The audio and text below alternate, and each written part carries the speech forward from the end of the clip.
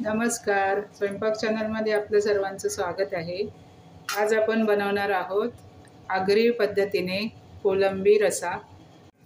तर त्यासाठी आपण पहिल्यांदा वाटण बनवून घेणार आहोत।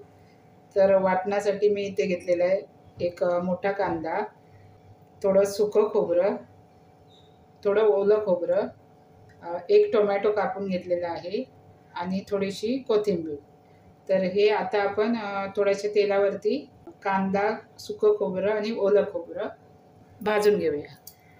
त्याचप्रमाणे आपल्याला आलं, लसूण आणि हिरवी मिरचीचे वाटण सुद्धा लागणार आहे आणि ते इथे मी खलबत्त्यात वाटून घेतलेलं आहे।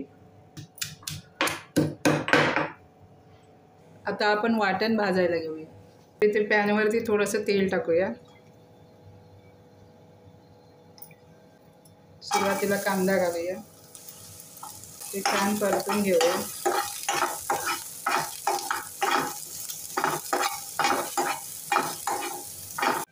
इथे कांदा आपला भाजलेला आहे, काढून घेऊया।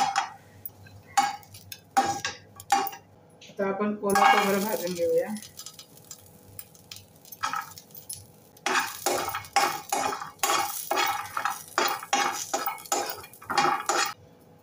आता आपण याच्यामध्ये सुकं खोबरं घालूया।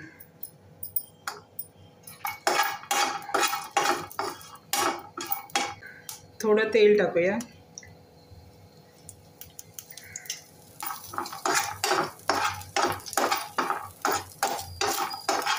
आता इथे सुकं खोबरं आणि ओलं खोबरं छान भाजलेलं आहे। आता आपण काढून घेऊया।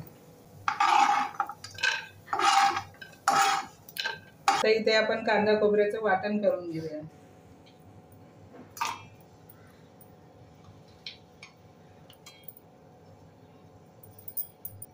त्याच्यामध्ये घालूया आपण थोडीशी कोथिंबीर आणि टोमॅटो।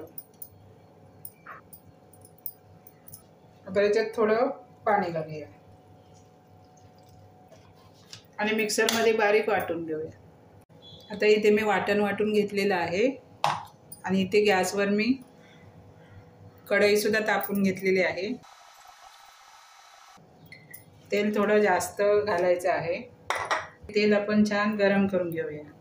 इथे आपण खलबत्त्यात कुटलेलं वाटण घालूया। आलं, लसूण आणि हिरवी मिरचीचं हे वाटण आहे, हे छान परतून घ्यायचं।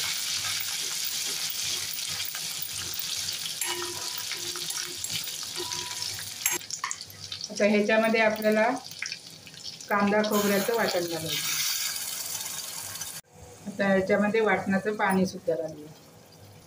आता हे वाटण छान अगदी परतून घेऊया।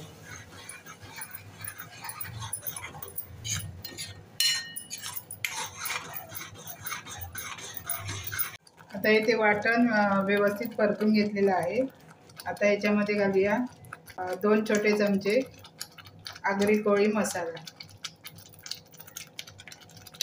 आता हे सुद्धा याच्यामध्ये परतून घेऊया।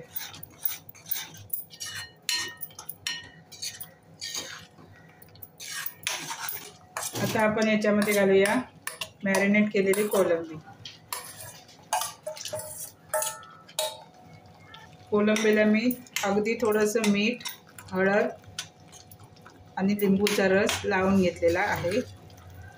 आपण याच्यामध्ये आपल्याला किती ग्रेव्ही पाहिजे तेवढं आपण पाणी घालूया।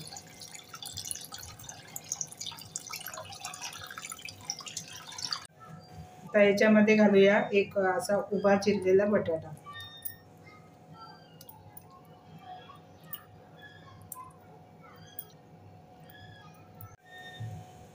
चवीनुसार आपण मीठ घालूया। थोडंसं मीठ मी लावून घेतलेलं होतं, त्याच्यामुळे मीठ कमी टाकायचं। एकदा मिक्स करूया।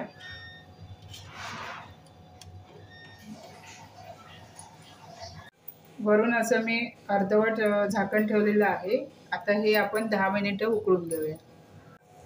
आता इथे 10 मिनिटे झालेली आहेत। आपली कोलंबी करी छान शिजलेली आहे। याच्यातला आपण बटाटा शिजला काय बघूया। तर छान इथे आपला बटाटा सुद्धा शिजलेला आहे। आपण गॅस बंद करूया। ही कोलंबी करी तुम्ही चपाती, भात, भाकरी कशासोबत सुद्धा खाऊ शकता। आता ही कोलंबी करी आपण प्लेटमध्ये सर्व करूया।